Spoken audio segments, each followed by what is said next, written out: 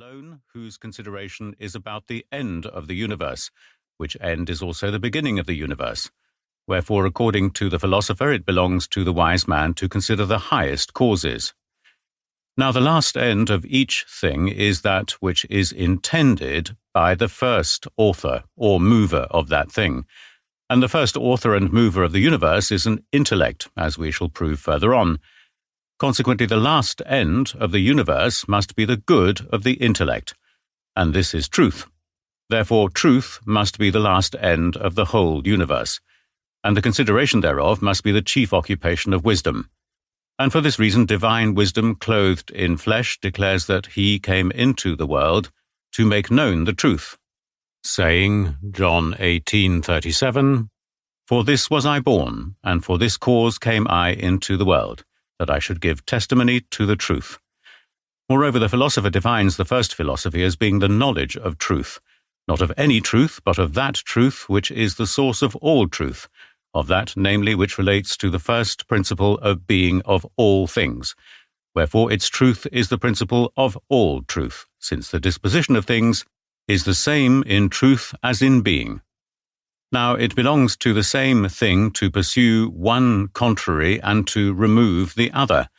Thus medicine which affects health removes sickness. Hence, just as it belongs to a wise man to meditate and disseminate truth, especially about the first principle, so does it belong to him to refute contrary falsehood.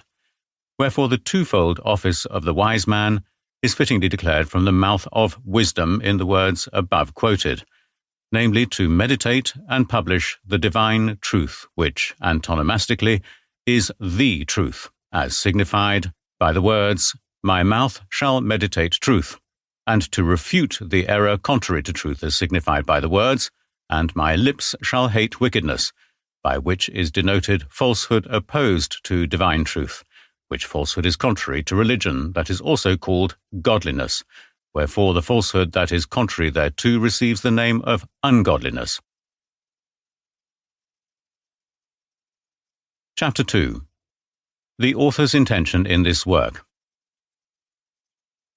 Now, of all human pursuits, that of wisdom is the most perfect, the most sublime, the most profitable, the most delightful.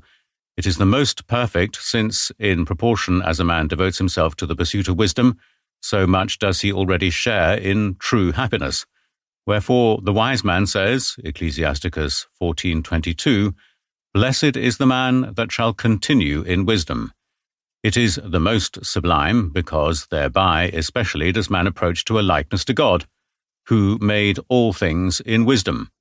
Wherefore, since likeness is the cause of love, the pursuit of wisdom especially unites man to God by friendship. Hence it is said, Wisdom 7:14, that wisdom is an infinite treasure to men, which they that use become the friends of God. It is the most profitable because by wisdom itself man is brought to the kingdom of immortality, for the desire of wisdom bringeth to the everlasting kingdom. Wisdom 6:21. And it is the most delightful because her conversation hath no bitterness, nor her company any tediousness, but joy and gladness. Wisdom 8:16.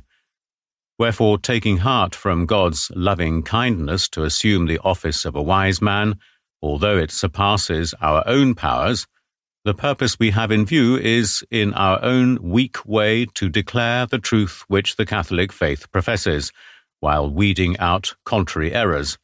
For in the words of Hilary, I acknowledge that I owe my life's chief occupation to God, so that every word and every thought of mine may speak of him. But it is difficult to refute the errors of each individual for two reasons. First, because the sacrilegious assertions of each erring individual are not so well known to us that we are able, from what they say, to find arguments to refute their errors. For the doctors of old used this method in order to confute the errors of the heathens, whose opinions they were able to know, since either they had been heathens themselves, or had lived among heathens and were conversant with their teachings. Secondly, because some of them, like the Mohammedans and pagans, do not agree with us as to the authority of any scripture whereby they may be convinced, in the same way as we are able to dispute with the Jews by means of the Old Testament, and with heretics by